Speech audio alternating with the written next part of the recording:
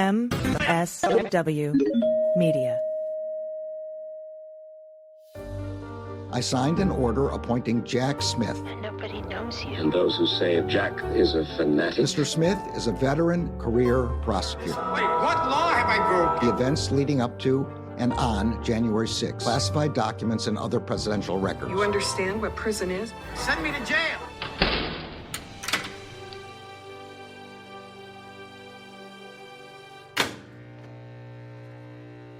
Welcome to episode 102 of Jack, the podcast about all things special counsel for as long as it lasts. It's Sunday, November 10th, 2024. I'm Allison Gill. And I am Andy McCabe. Today, the elephant in the room. Jack Smith has asked Judge Chutkan to vacate the entire pretrial schedule in the January 6th case, and she has already granted that motion. So we're going to talk about the disposition of both federal cases against Donald Trump in the wake of the election.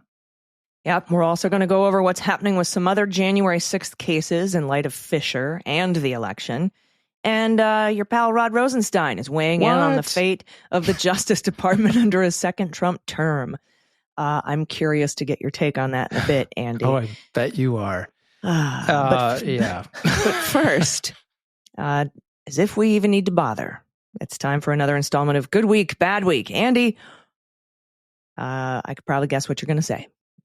Well, the guy that I have been I've been dealing bad weeks to for like the last year or more, pretty consistently, that dude had a pretty good week. He had the ultimate good week. Yeah.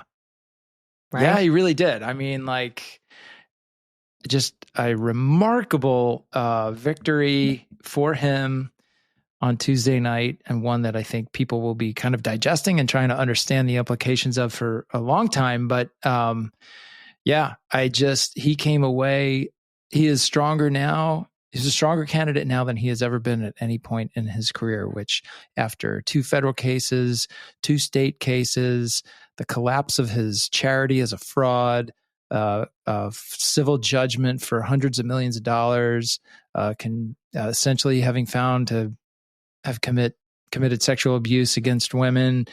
All those things have only made him stronger in the eyes of the electorate. Yeah.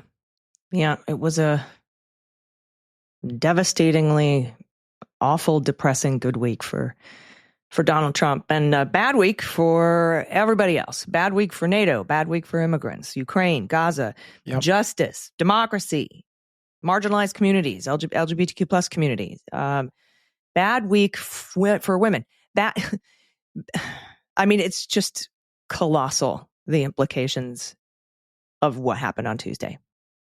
Yes. Yeah. I think it's going to, I think you really got to let this thing sink in a bit and think it through. Like any kind of challenge that you're faced with at work or at home or whatever that might be, quick judgments are usually not the best. And so what we need to do now is stay clear-eyed and really think about what are those things that we're concerned about might happen, and what are the indicators, the markers that will give us a heads up as to whether or not those things are happening. And we need to stay as engaged and informed about the process and about the institutions and how they'll be I was about to say infected, then I meant affected, but maybe infected is the right word. We got to just kind of rally, stay dialed in, and protect this amazing country that we have. Yeah, and in that vein, Andy, you and I have had discussions offline, and right off the top, want to assure everybody that you and I are not going anywhere. We will be continuing on. It probably won't be called the Jack Podcast because and I got to say, the depth of depression that I feel with all the work that we've done, all the work Jack Smith has done, the Justice Department has done before Jack Smith got there, the courts, judges, all of jurors, grand jurors. Yeah, multiple grand juries, right? All that work to just be swept away in an instant, well, over the course of several horrible hours, is pretty devastating, especially for people who believe in and pursue justice. But, you and I will be here in some form documenting for historical purposes and for posterity what's going to be happening in this second Trump administration. And so I just wanted to reassure everybody, because Andy, I know a lot of people had concerns about our safety, for example. Mm-hmm. Yeah, and much appreciate everyone's good thoughts about that. I'm fine. I don't want to speak for you, but you seem fine as well. We are both surrounded by, family and friends that support us, and we're just going to march on and continue kind of moving forward. But I feel like we knew on some level that this was a possible result. We've been talking about this for literally 2 years, that if Trump got reelected, these cases would go away. I definitely hoped that that's not the way. I wasn't expecting it. Wasn't expecting it either. Hoped it wouldn't go that way, and now it has. But that doesn't eliminate our interest in the rule of law and justice and how the institutions treat people fairly while holding them accountable. And so I think that's kind of how I think of the path forward, not just for the podcast, but for all of us who are interested in and committed to these ideals. And so that's kind of, you've got to find something productive out of even, unfortunate circumstance. So I think that's kind of the way I'm thinking about it. As for safety and all that stuff, I think, I've been asked a lot about that by reporters on TV and other stuff. I think there's great reason to be concerned. I think people should really keep an eye out for certain things. And we can talk about this in more detail later. But it's not 2016 again. We know what to expect. For me personally, I'm in a very different place now than I was then. I don't work for the government anymore. I'm, an independent civilian, and I've managed to recreate a whole life doing cool stuff that I find satisfying and fulfilling, and I intend to keep doing all those things. So yeah, stay the course. Me too, my friend. Virtual high five. Yeah. Hey, I know we still aren't bound by our oaths, but I am in my of heart course. and in my head. Of course we are, because that's who we are, right? Right. All right. Can I throw in one super positive good week? Yeah, let's do some good weeks. Like good week for the Pennsylvania State House, good week for some of the wins we got across the board, good week for abortion rights access in 7 of the 10 states that had it on the ballot. I mean, we did have some bright spots. We covered them, some of them over on the Daily Beans as well. I'm going to give you another one I know you haven't covered yet. This was a really good week for my family, for Kim, who and some of my Utah crew. I'm going to give a little shout out here. My nephew Dan and his wife Nan had a baby on election night. Little Forrest.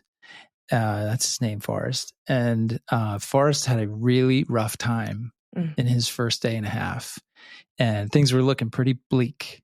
And he has managed to pull through it with flying colors. So Forrest is on his own 2 feet now and seems to be breathing all right and is doing well. And we are so happy about that. It's been a real positive development through a bunch of negative days. So I just want to give a little allegory for all of us, right?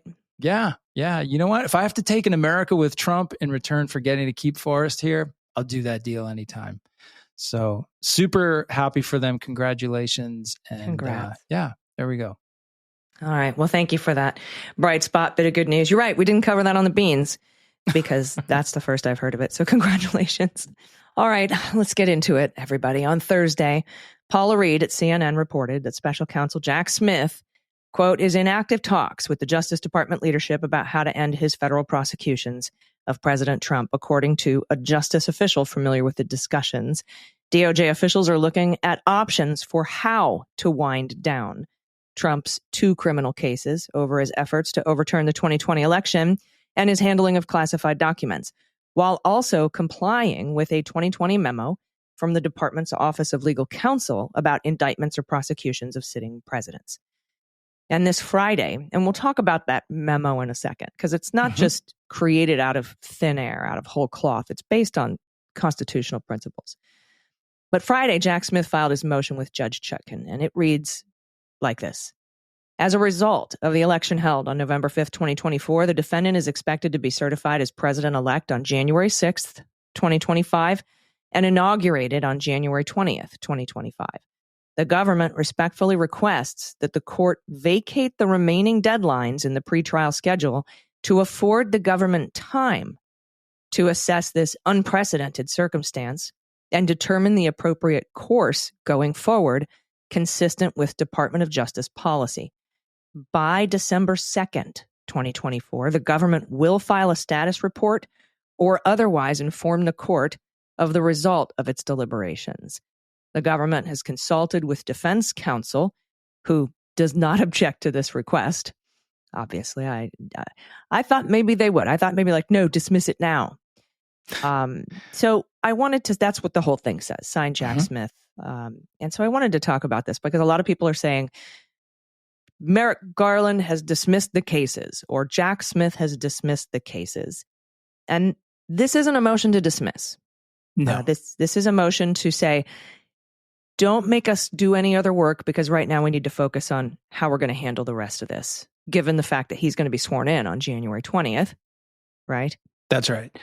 Yeah, I mean, you can imagine he's got a lot of lawyers and investigators and other folks that are, hotly involved in pretrial preparation right now, responding to, getting ready for various different things that are on deadline and getting ready for, the next big round, which would be the arbitration, I guess you want to call it, of the what's immune, what's not process.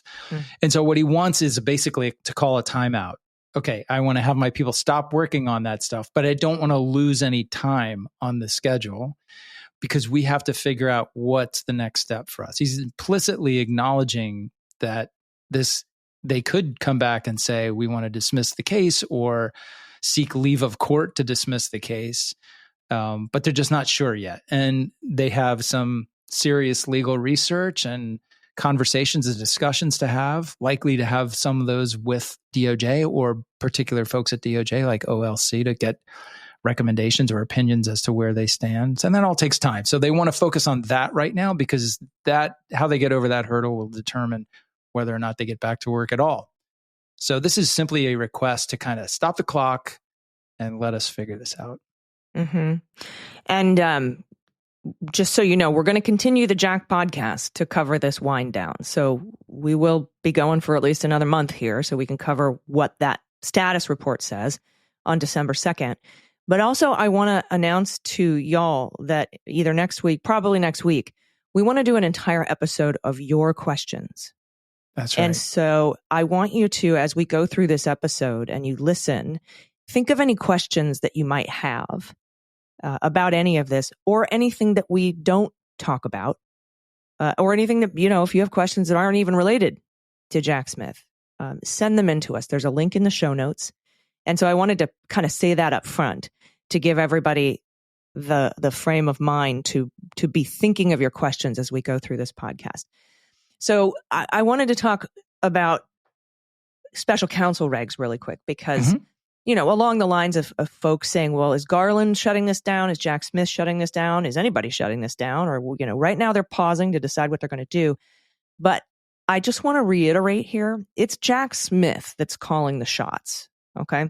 That's right. He reports to Merrick Garland, but he is independent of Merrick Garland. There's a big argument of that, why the whole Florida case was dismissed. But he's independent of Merrick Garland. But if Jack Smith comes to Merrick Garland and says, for example, I want to indict everybody else, and Garland says, no, I overrule you because he can do that. Mm-hmm. If he does that, by the regulations, he has to report that to Congress. That's right. We will know. And Congress can't keep a secret for, Jack, what. So keep that in mind. Jack Smith is calling the shots on this. And I just wanted to sort of spell that out to remind everybody who is in charge of these prosecutions, because it's special counsel and he is acting independently, makes all the decisions and calls all the shots. And so far, Garland has not overruled him. That's right. And people get confused about this because when it comes time when the special counsel decides to charge someone, as you mentioned, He does go to the attorney general and say, this is what I intend to do. And so the attorney general has an opportunity to weigh in there and countermand it, tell him no, but then that provokes the reporting. That doesn't mean that he's not independent. He still does his investigation. He comes to those conclusions. He comes up to the strategy. He figures out who he wants to prosecute. Those are all his decisions.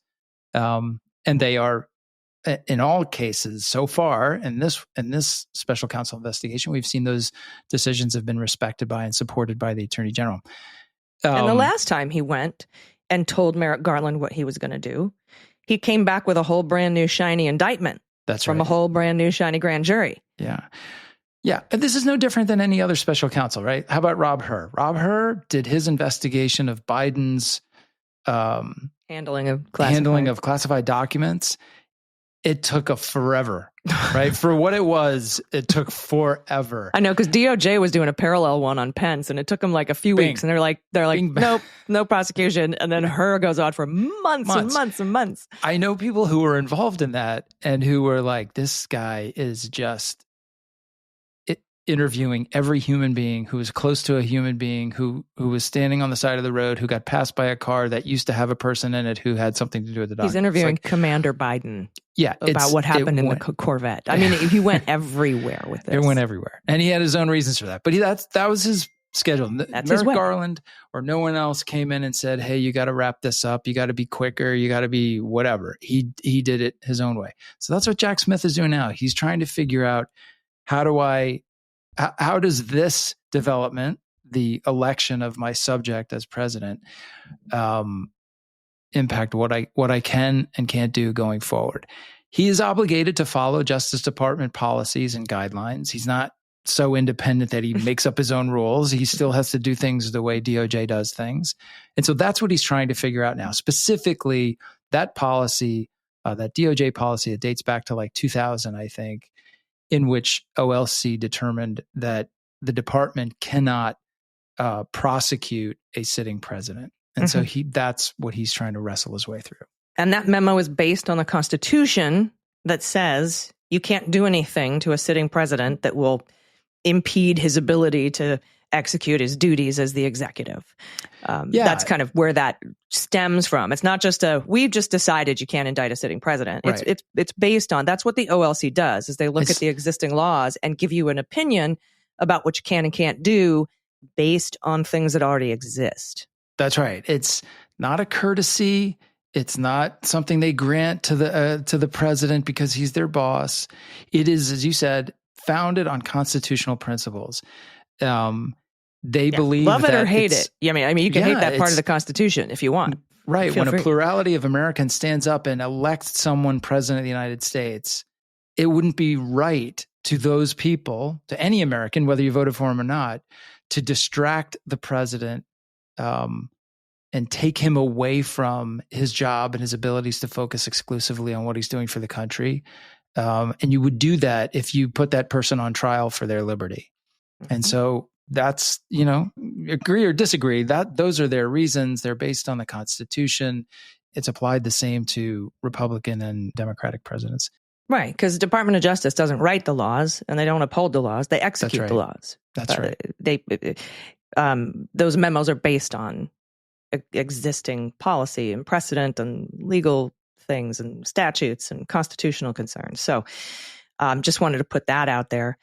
But I think that, this past July, Andy, you and I reported, we covered it here, that this came out, I think, from the Washington Post, that Jack Smith said he was going to run through the tape right up until January 20th with this case. And so because of the wording of his motion here to ask for more time and to clear the calendar for himself, I think he's respecting, I don't think he's going against that yet. Do you know what I'm saying? We don't know what it's going to look like yet. We don't know whether or not he's going to run through the tape until Inauguration Day. But he did say prior, just this past summer, the election is of no consequence to me. He's not president until January 20th. That's right. So we have to kind of keep that in the back of our heads, right? Yeah. Although the world is very different now than it was when they said that in July. I think in July, there was still some realistic possibility that they could begin and maybe even complete a trial before January 20th, right? No, I think that because the immunity decision had come out by then. Yeah, but I think they were still kind of clinging on, even if it was only a 1.1% chance. As a matter of just you got to stay the course. Yeah. Yeah, you got to stay the course and see how things develop. And we're not going to back off on this guy just because, we're not going to get up every morning and look at the polls and decide whether or not to be aggressive with the next motion. Now, there's no chance that this case gets resolved before January 20th. Impossibility. Right. As a result of all the motion filings, the delays, the immunity ruling, most of all. So realistically, if they're going to continue this case, it would be continuing the case against him once he's the sitting president. And that, they believe, I think probably rightly, is contrary to the OLC opinion. Yeah, and we'll see. We'll know more on December 2nd. All right, we have to take a quick break, but we're going to be right back with the implications of this. We're going to have more discussion, and we're going to talk about what Jack Smith's potential options are, what we could see him say on December 2nd. So stick around. We'll be right back.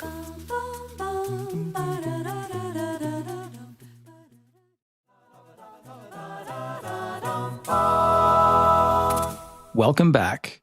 Okay, so now let's talk a bit about what Jack Smith's options are that he will presumably reveal to us on December 2nd. That's the deadline that he's told the court he would get back to them with what their plan is going forward. Right. And keep in mind, this is a non-exhaustive list because he could do something that we didn't think about. So he has that ability. Yes, he does. I didn't think he was going to come back with a whole new indictment. that would caught me by surprise too. So, yeah. So he's smart and KG and knows what he's doing. But in our kind of sitting in the peanut gallery approach, we've come up with a couple things that he. There's some of these options are stronger or weaker than other ones, but I think they're all somewhere in the realm of possibility. Mm-hmm. And they're the ones people are bringing up on social media. People are messaging me about, is this possible? Is that possible? So let's start with the possibility that he could indict everybody else. Remember months and months ago, we're like, well, if Trump wins the election, he could just indict everybody else, get all the information out there and, before January 20th, because he'll be fired. Indicting everyone else. And when I say everybody else, I mean the remaining co-conspirators, maybe other people he was investigating that weren't listed as co-conspirators, members of Congress, anybody, literally anybody else who was involved in the fraudulent elector scheme, in the coup and the plotting and all of it, the Pence pressure campaign. Yeah. What are your thoughts about him coming out and indicting everybody else? I think get the story out. Yeah, sure. I think it's a low likelihood of possibility. A couple of things jump out to me right off the bat. First of all, if he indicts all those people or any of them before Inauguration Day, you can pretty much guarantee that anyone who gets indicted will be pardoned after the inauguration.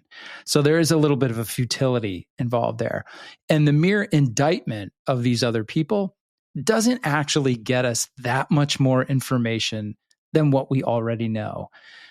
Now, having seen this case indicted twice in long, detailed speaking indictments with six co-conspirators, unidentified, unindicted co-conspirators who were pretty easy to figure out who they were. We already have a pretty good idea of what the cases would be against those people. We obviously haven't seen all the evidence, but we have a good idea what the allegations would be.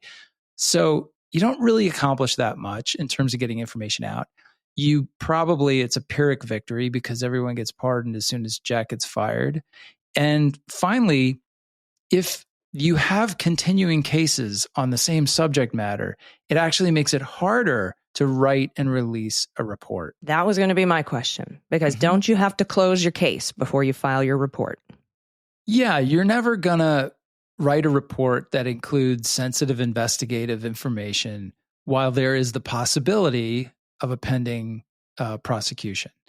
So I've always thought that if he's focused on writing a kind of a comprehensive report and getting it out there, he'd have to dismiss the cases first, because you don't want that sort of conflict kind of, DOJ would never release that kind of information if there were people left to be prosecuted. Yeah. And let's talk about the potential of releasing a report, because you just mentioned it. Now, regulations say he has to provide one to Garland, who then must release it to Congress once the case is done, right? And if he dismisses the case and it's over, that allows him to write this report and hand it over, which you and I have long said he's probably already written.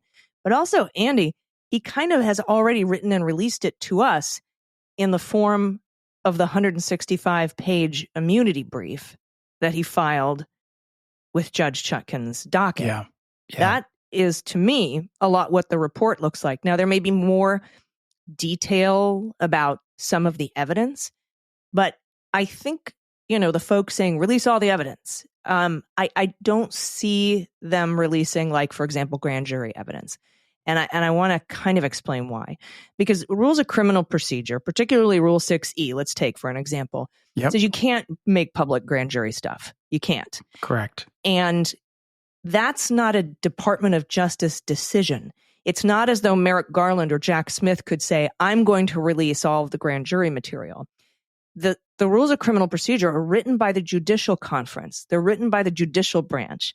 And it would be the Supreme Court that would decide ultimately if any of these underlying documents could be released. And we have to remember, we talked about this in the Mueller, She Wrote podcast, the Jaworski special counsel or independent counsel grand jury materials in the Nixon Watergate case weren't released for 50 years or so. We didn't get them until just a few years ago. Yeah. And that's when the judicial conference decided, okay, we can release these now. It won't damage the sacrosanct grand jury.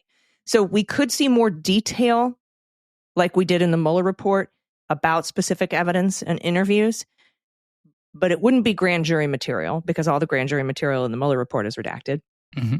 But we could see a report released, but only, like you said, if he actually shuts down the case, which you can't do if you indict everybody else. Yeah, you can't overstate the importance, just the independent importance, and also the level of importance prosecutors put on protecting grand jury information. It's really the lifeblood of the criminal investigative process, and so they follow these guidelines very closely. There are some circumstances in which grand jury information is approved by the court to be made public. Obviously, grand jury information is made public during the course of a trial, but that's clearly not going to happen here.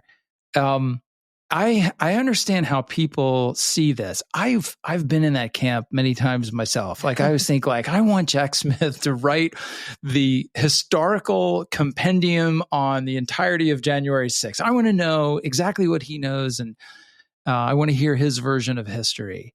But I think what you're saying is absolutely right. You have to step back from it and realize, like, we have a lot of information already forget about the January 6th, the committee, which obviously revealed a lot of what happened and what Trump did and did not do on January 6th.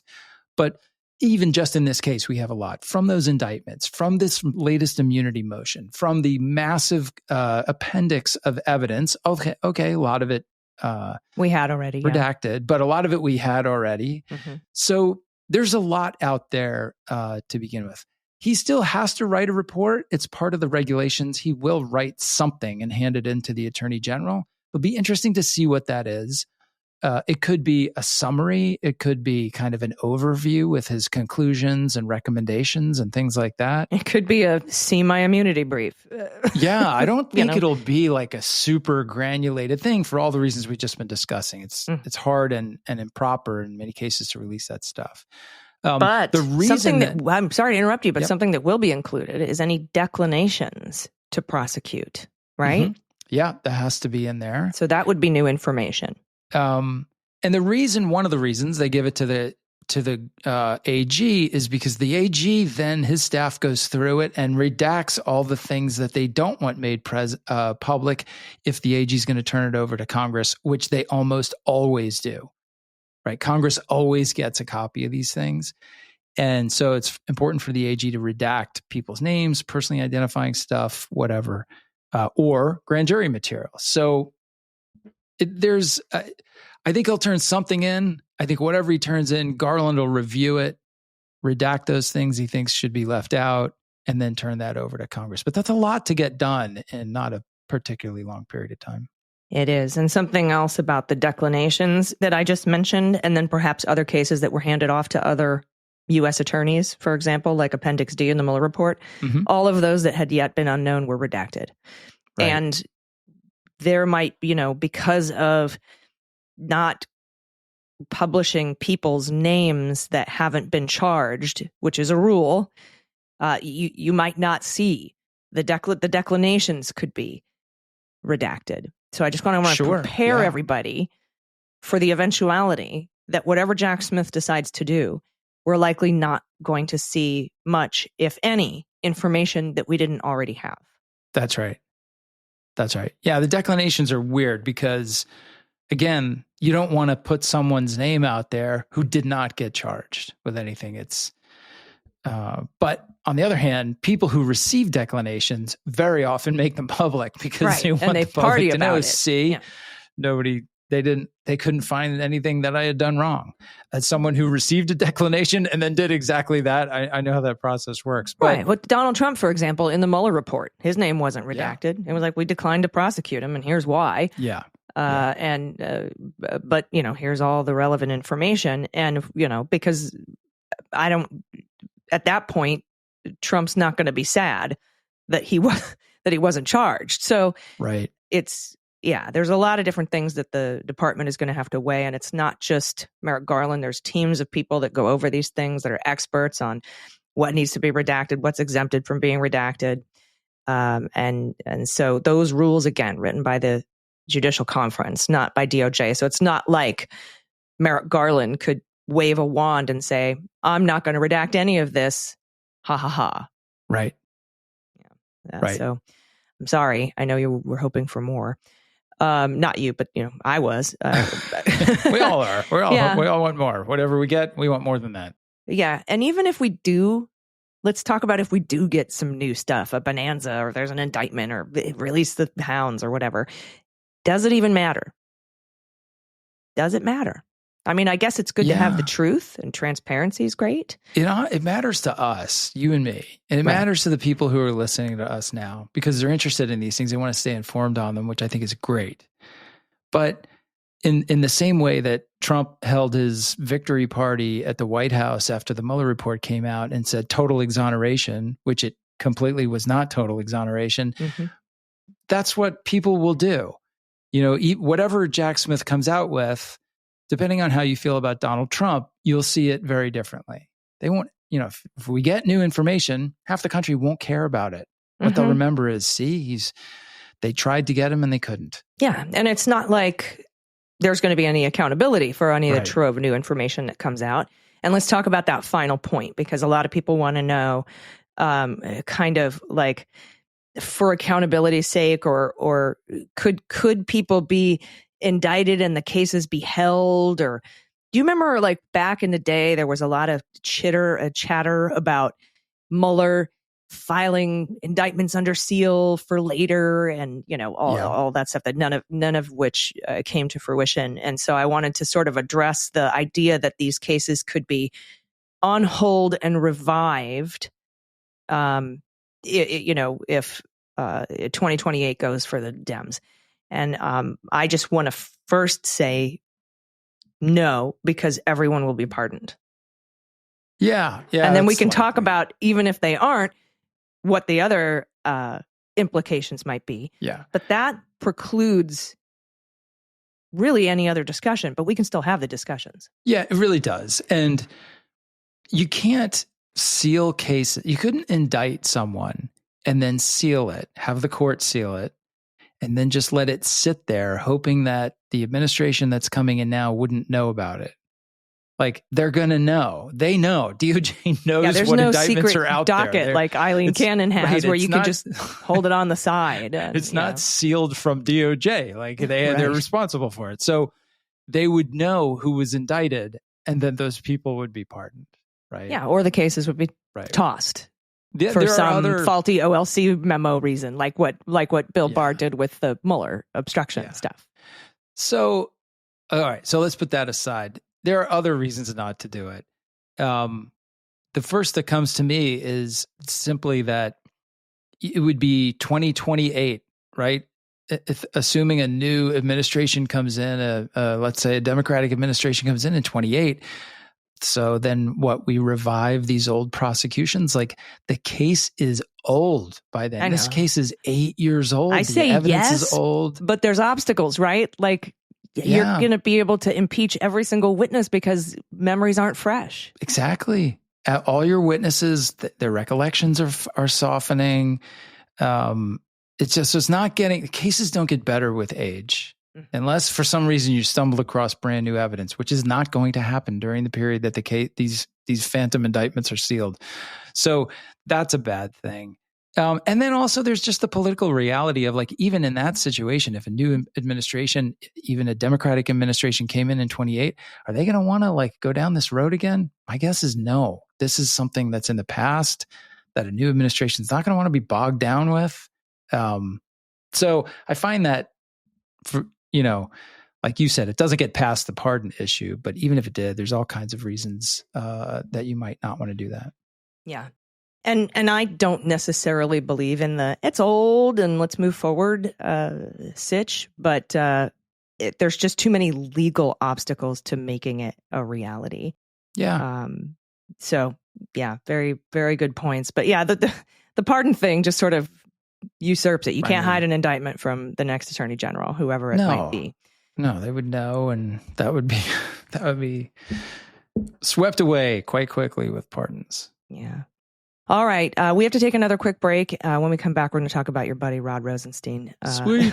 Yeah, I know you're excited. Everybody stick around. We'll be right back.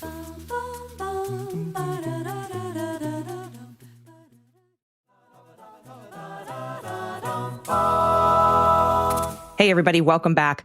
So your pal Rod Rosenstein tweeted today, Andy. He said the Justice Department didn't prosecute people unless it was justified by the facts and the law during President Trump's first term, and it probably won't do so in his second term.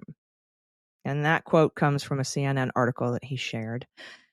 And we'll talk about how laughable that quote is in a moment when we get through this article. John Fritz writes, the roiling debate over the strength of Democratic restraints to keep Donald Trump in check when he returns to the White House in January has put a renewed focus on a divisive Supreme Court ruling that some fear could enable his worst impulses. Trump's sweeping election victory has relit fears on the left of an empowered president pushing the boundaries of his authority, only now with a precedent in hand that grants far-reaching immunity from criminal prosecution.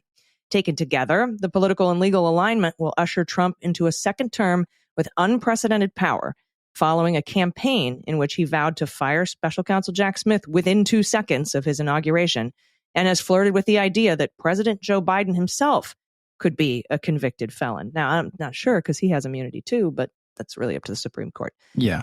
Quote, for 250 years, the possibility of criminal prosecution operated as a guardrail on the conduct of our presidents. That's Neil Eggleston, a veteran attorney who served as White House counsel in the Obama administration. He went on to say that guardrail is gone now, and I see few, if any, others that will constrain President Trump. Yeah, so the article continues, but just how far that immunity extends is murky. The Supreme Court's 6-3 decision left many questions unanswered, and lower courts have not yet wrestled with them. And they may not get the chance.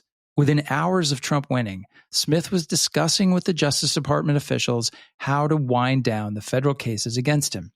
What is exceptionally clear in the Supreme Court's ruling from July is the notion that a president's discussions with Justice Department officials are completely immune from prosecution. Smith's first indictment in the election subversion case alleged that Trump pressured department officials to, quote, conduct sham election crime investigations and send letters to states falsely claiming Election Day problems as a part of a broader effort to encourage them to submit fake electors for certification.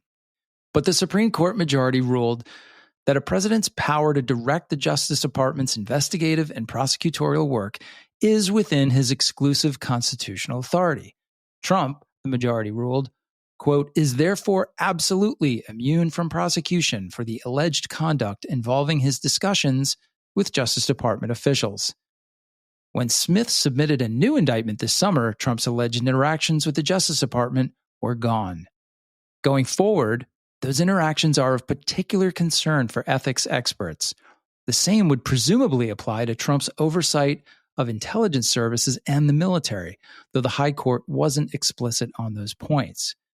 Quote, at least for the short term, the problem is the Justice Department, said Richard Painter, former White House ethics lawyer for President George W. Bush.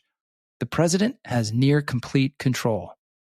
Yeah, and that's frightening. And Richard Painter literally wrote the book on government ethics. That's right. Article goes on to say, Trump supporters brush aside the remarks as campaign hyperbole, an extension of the lock her up chants at his 2016 rallies that were meant to intimidate Hillary Clinton, but never materialized once he entered office. Others pointed to institutional checks on a president's power that were in place during Trump's first term and remain today. While the Supreme Court granted former presidents wide immunity, the ruling made no such promises to aides in the White House or Justice Department. That could create a line of defense against a president pushing to the edge of the law. On the other hand, Trump has made clear that he learned from his first term when White House aides frequently stepped in to thwart him, and has made clear that this time around he will install loyalists instead. And a president has significant pardon powers. You and I just talked about that, Andy. Mm-hmm. Supreme Court on Friday is also considering whether to hear arguments in an appeal from former Trump Chief of Staff Mark Meadows, who wants to move his Georgia federal election subversion case to federal court, where he will raise his own immunity claims. A decision could come as soon as Tuesday. The Supreme Court's immunity ruling this year also doesn't change the way federal prosecutors think about evidence, the law, and the types of cases that can eventually move forward before a judge.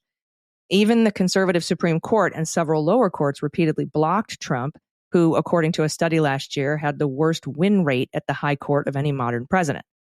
Quote, there's no law against a president expressing his opinion about who should or shouldn't be prosecuted, but the Constitution and ethics rules prohibit prosecutors from selecting people for prosecution based on their political views. That's a quote from Rod Rosenstein. And has he met John Durham or David Weiss? Or Robert Hur? He knows them. He knows them. I know he knows them. I know he actually had some discussions with Robert Hur about you.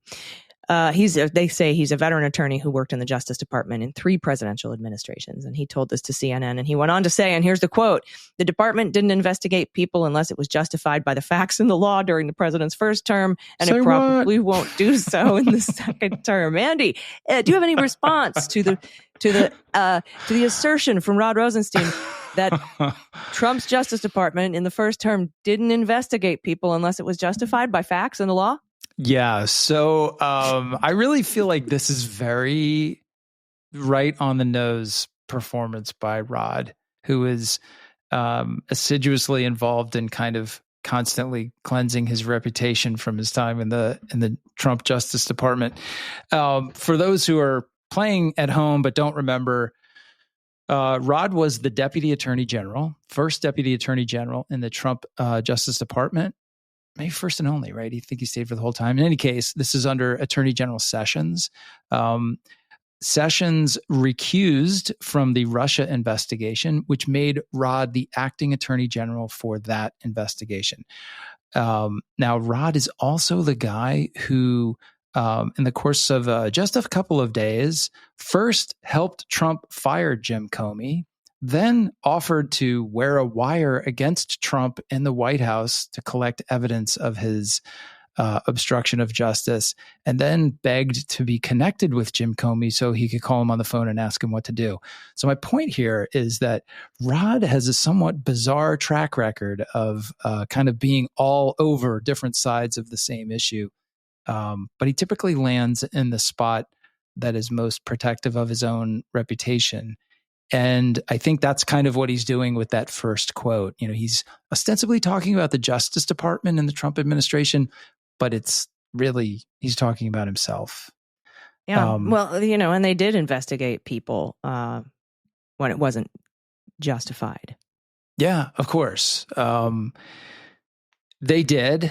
And I thought it was also interesting the way he phrases this here. He says, Justice Department didn't prosecute people unless it was justified by the facts and the law during President Trump's first term, and it probably won't do so in his second term. I just think that this is a very careful way of phrasing what he's thinking about there. He's not really coming down on the side of full confidence for the second term. Probably not. Probably Probably not. Maybe not. And this whole, we didn't prosecute people unless it was justified by the facts and law. I'm sure, let's take my case. No, he said they didn't investigate people unless it was justified by the facts and the law. So maybe that's his way of saying, we did try to prosecute people that it wasn't justified. Yeah. But we had a justification to open an investigation. Maybe that's what he's trying to say. People who are investigated for no apparent reason, I know some of these people, one of them really well, that being me. The investigation part sucks. Mm-hmm. It's not just the fact that you didn't get indicted.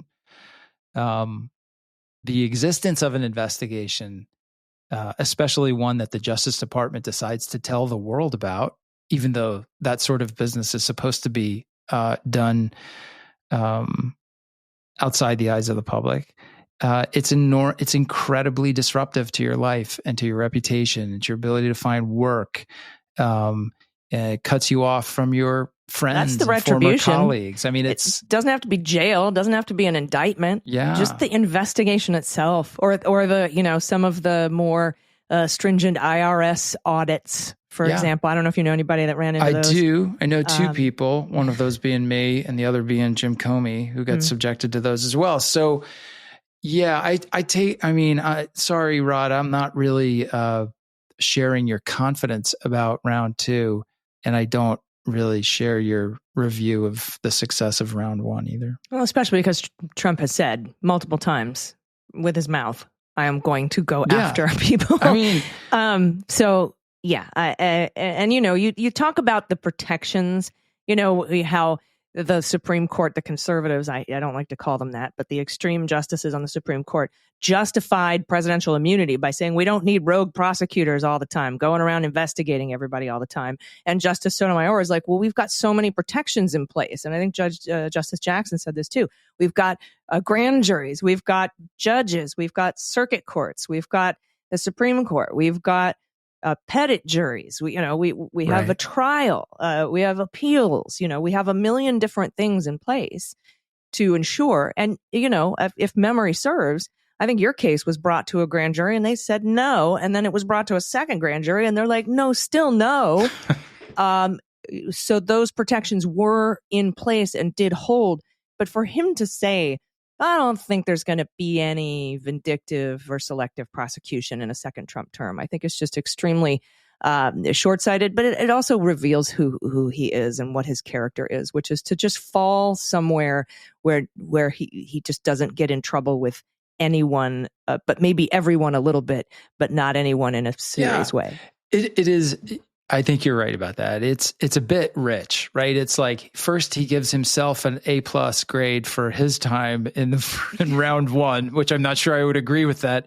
And then he says, and then I think they'll probably get an A+ as well.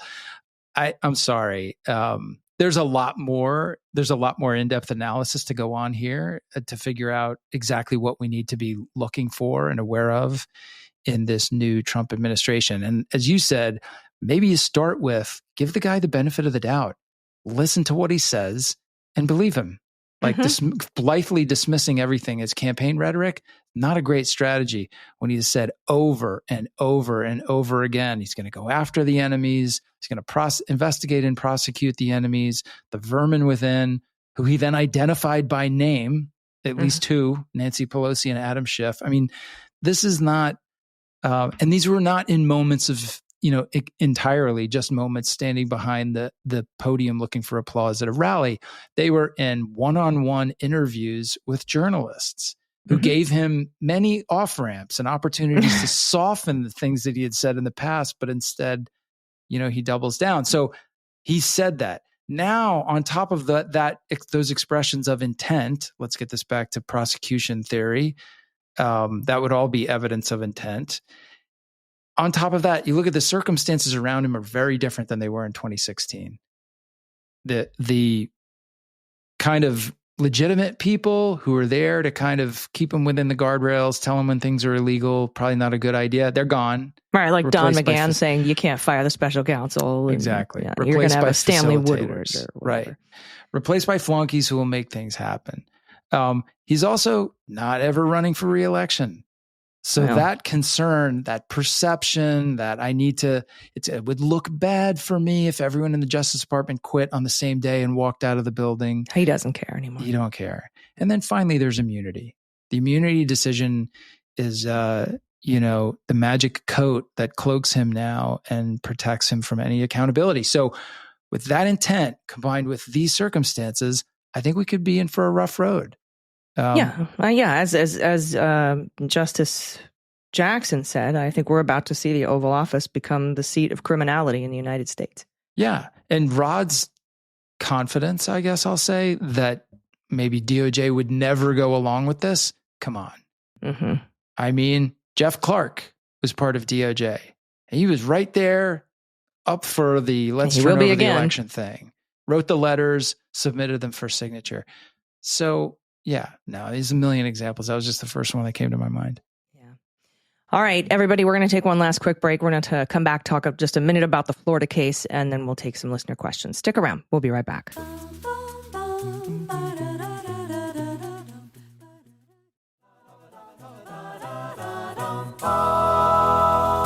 All right, everybody, welcome back. The Florida case. So, as we know, Judge Eileen Cannon, who is on the list of possible attorneys general in the second Trump term, dismissed the case, for espionage and obstruction of justice against Walt Nauta, Carlos de Oliveira, and Donald Trump. Dismissed it on the faulty grounds that Jack Smith was appointed and funded improperly. Jack Smith appealed to the 11th Circuit, as he said he would, and that appeal seems to still be going forward for now. And unlike the D.C. case, there are two co-conspirators indicted alongside Trump, as I said, that's Nauta and de Oliveira, who aren't presidents, nor do they have immunity. And we have listener questions about this case and the co-conspirators this week, right? We do, yeah.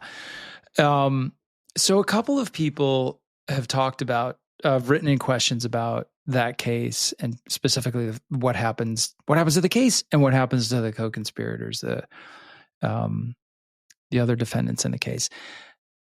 Honestly, I think that case probably goes away as well. Right. Because Nancy wrote in, right? Mm-hmm. With a question about this specifically, didn't she? Yes, she did. So she said, now that Jack Smith looks to run up his Trump cases, can he still prosecute the co-conspirators? DOJ policy only applies to sitting presidents. What about Nauta and de Oliveira, Jeff Clark, and all the others from January 6th? So that's Nancy's question. We have, and a few others wrote in very similar questions. We have talked about the January 6th co-conspirators, why it's unlikely that those folks will be indicted. Obviously, Nauta and de Oliveira are in a very different position. They're already defendants in the case. They were indicted and presented, and they've been charged, and they're moving towards prosecution. So So if Jack Smith decides in the January 6th case that he can, because of the OLC opinion, the DOJ policy, he can no longer continue to push that case forward until January 6th because it doesn't really have a chance of going to trial before January 6th, January 20th when Trump becomes president. That same sort of logic would apply here.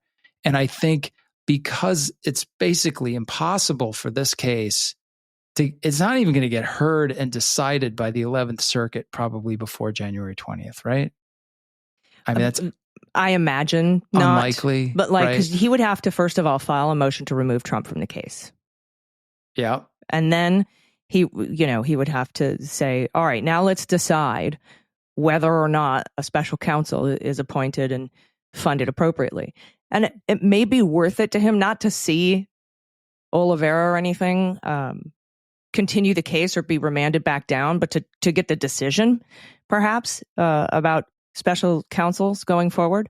I think although I think that if they think they can't do anything in the January 6th case, I think they'll actually pull the appeal in this case. I think they'll say this one has to stop as well because there's no way we can complete it before he's inaugurated. And could they just pull it? Could they just pull him out of the case and leave the other two? I mean, I guess they could, but. Well, yeah. I mean, he could not indict anybody on January 6th and wrap up and give a report. But if he pulls Trump off the Florida case and continues with De Oliveira and Nauta, he won't be able to write a final report on this case. And so in the interest of putting out a final report on this case, maybe he might just drop the case and then file his report if he does decide to file a report. Or he might say, this is an important legal question about now we've got a conflicting opinion in a district court in the 11th, down in Southern Florida that says that independent counsel should never exist again. And we need a decision there. And so maybe he hangs out and stays on that case. He could do both of those things at the same time and then end up being fired anyway on January 6th because Nauta and De Oliveira are going to be pardoned anyhow. I think they will. And I think there's also a fairness issue here. I don't think they're going to let this case go forward against these two guys who had a wildly smaller role in the charged conduct than the main defendant, who now we've determined can't be prosecuted. So I think under normal rules, there are no normal rules in this case. There's nothing normal about any of these cases. I think DOJ would just pull the entire thing. Well, in other big cases that you've worked on, if you're going after like a mob boss or something, and there's some little guys that are wrapped up as co-conspirators, and the mob boss, I don't know, passes away or is no longer part of the case, do you still go after the little guys? It depends, right? It depends on the case. If those guys committed like independent crimes, as part of the family, but like maybe they went out and did a homicide or something, those cases would probably keep going. But it's awfully awkward for the government when things happen. Like, do you remember the Iraq case, the Niger Square case, where you had the contractors who got in this firefight with a bunch of civilians and killed a whole bunch of people? I mean, that case has a super tortured past, so I don't want to go into all the details of it. But, they had one of the contractors came on board, took a plea, and was a cooperator against the others. And then the others were ultimately released with pardons. And so the cooperator is left serving time, right? Like that's a real inequity that DOJ does not want to have if they don't. And it's just there's an unfairness to that sort of result. So I don't know. I can't imagine that they would allow the Mar-a-Lago document case to continue because you have the same problem with Trump being president before the case is finished. And if you're going to pull the case from him, I mean, there's really no point in going to trial against Nauta and De Oliveira. Right. Well, we'll see. Yeah. We'll see what happens. And obviously, we'll report it to you here on the Jack podcast. Karen wrote in and said she was watching Glenn Kirshner and Brian Tyler Cohen and said among the points made, opinion stated, was Jack may need to dismiss the case per the OLC memo, stating the Justice Department should not prosecute a sitting president. And I think we've covered that. I think, yes, that's one of the reasons. And we talked about where the OLC memo comes from. What else do we have? Well, she says that she remembers a recent discussion on the podcast where Judge Chutkan said she's not bound by Justice Department policy. Can she take a stand to not dismiss? And this, she goes on to say this would be echoes of the Mike Flynn situation. Perhaps Trump would try to pardon himself. It's a really good reference, and it's good because it gives us an opportunity to explain that. So if you remember in the Flynn case, Flynn came in and stood up and pled guilty and was convicted based on his plea. Then he filed a motion to take his plea back, and the government continued to prosecute him. And I'm trying to remember, this is another tortured one. So this is the one that Barr came in and said, we want to dismiss the case against Flynn. And the way that actually works is the prosecution has to go in and request leave of court to dismiss the case. They can't just say, it's the judge that dismisses the case. Right. So the judge does have some ability here to weigh in and say no. And in the Flynn case, it was really acute because Flynn had already admitted guilt. Yeah, right. Twice. And now then he backed away from the admission. And so it was a mess. And the judge said, okay, hold on a second. I'm going to request amicus briefs, basically to give me, arguments on both sides of the issue. And as that was proceeding, eventually Trump stepped in and pardoned Flynn. So we never got a complete resolution to it. Here, the government would have to probably do the same thing. They would have to go in and file a motion requesting leave of court to drop the case. But I think Chutkan's going to grant it. Of course, in this particular case, because could she refuse to? I guess she has the authority to do that, but she would be shut down by the D.C. Circuit. Yeah, it would be kind of ridiculous. And especially and eventually the Supreme Court. And again, that is because the Constitution says you can't do this. This is the president. Right. The people elected him. He's got to be able to be free to do his thing. Yeah, and it would be DOJ coming in and say, listen. As a result of the change in circumstances, we have now determined that by our Department of Justice policy, we can no longer proceed with this case. So Chutkan is not going to weigh in and say like, no, you're interpreting your policy wrong. She's going to go. That's a very relevant and reasonable request that the government has to make. It's unfortunate, but it's understandable and clearly lawful. So she's going to grant it. Yeah. And my guess, if I had to guess what was going to go on here, my guess would be that on December 2nd, they would file a motion to dismiss this, if not both cases, which she would grant. And then he might say he's going to file his report. He might not and just file his report, or he might not file a report. But regulations say he has to. Mm-hmm. So I am pretty convinced that if he moves to dismiss the case or cases, that whatever case is dismissed, that she'll grant that and that he will submit a report to Garland, who then has to submit it to Congress. He's not a guy who's not going to follow the rules. Right. Now, what that report looks like, that field is wide open, right? It could be a massive report like the Mueller report with a lot of stuff redacted, or it could be a letter. It could be a couple-page letter basically saying, see my indictments and this motion and that motion, and like a very top-level kind of wave-top summary and an explanation as to why he's not going any further. So we really have no idea. It's like every turn of the screw in this case. It's new ground, and we'll have to just, sit back and see what happens. Yep. And we will tell you what happens. We will. We'll be here. Like I said, we're not going anywhere, and we've got some really exciting stuff in the works. So, is there any other final questions here? I'm looking. I think we covered most of these. Laura asked about whether or not the two federal cases can be put on hold until after the term is up. We just talked about that a few minutes ago. I guess this last one, which I thought was kind of interesting, That's a pretty cool question. Yeah, it's a Fanu special. So there you go.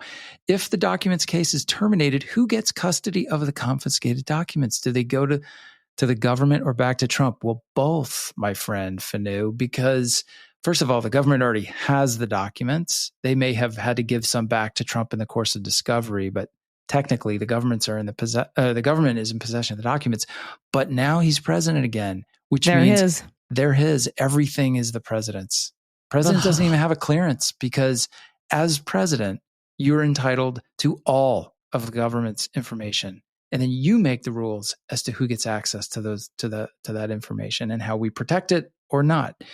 So, it's the government's information, which means on January 20th, it'll be President Trump's information. That is probably the most frightening thought that we could leave you with. There you go. And, I'm just so devastated by this election result because of things like this. And every day I'll think of something and like every hour, I'll think of something new that occurs to me. Like, for instance, he's going to have his hands on every single classified secret that we have. It's things like that. And even on the other side, we don't get to have Tim Walz as a vice president. I was really looking forward to that, Yeah, good guy. So these things are going to keep hitting us, and we encourage you to take a break when you need to.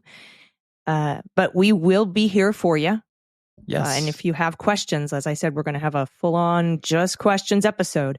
And it doesn't have to be restrained to what we talked about today or what we've talked about for the last 102 episodes now. It can be about anything. You can even just vent to us. Yeah. But because, Andy, and I'm glad that you thought of this idea. I think the most important thing we can focus on right now is a community, and that people aren't alone. And that's why I think it's such a great idea to bring everybody into this next episode so that we can have these discussions. We will figure out a plan. We will do work. We will put our heads down. We aren't giving up on anything. As Vice President Kamala Harris said, it's not a time to throw up our hands. It's a time to roll up our sleeves. But community right now, your loved ones, friends, family, voices that you trust, I think it's so important to commune with them right now. And so that's why I'm loving that we're going to do this questions episode. Yeah, I am as well. That's really well put. I agree with you. It's a tough week. There's a lot to handle. Certainly step back, take a break from things here and there. But boy, so many of you have invested so much time and attention, and you've been so generous with that, with us, to listen to what we have to say every week. And in the course of doing that, you've taken on so much information and such a deep understanding of these cases and how the system works and what the people in that system are doing, for the good, bad, or otherwise. And you've built this knowledge and understanding of this process and your country as a result. Don't let that go away. Stay tuned in. And there is a direction forward for our conversations about these things.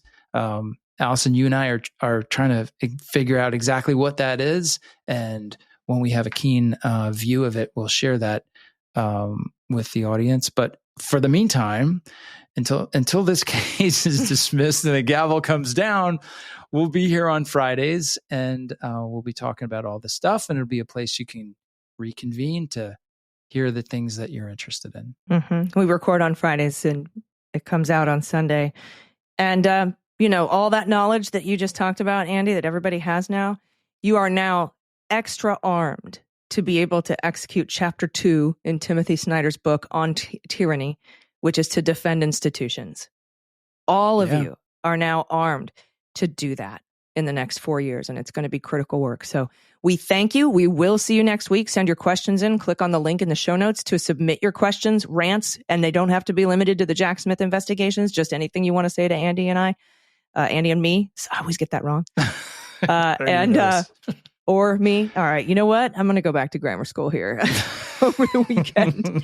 I've had like 3 French fries since Tuesday. I need to eat. I need to get the focus back in my mind. I need to drink some Ensure or something. But we'll be here with you. We aren't going anywhere. And the fight goes on. Thank you so much. I've been Allison Gill. And I'm Andy McCabe.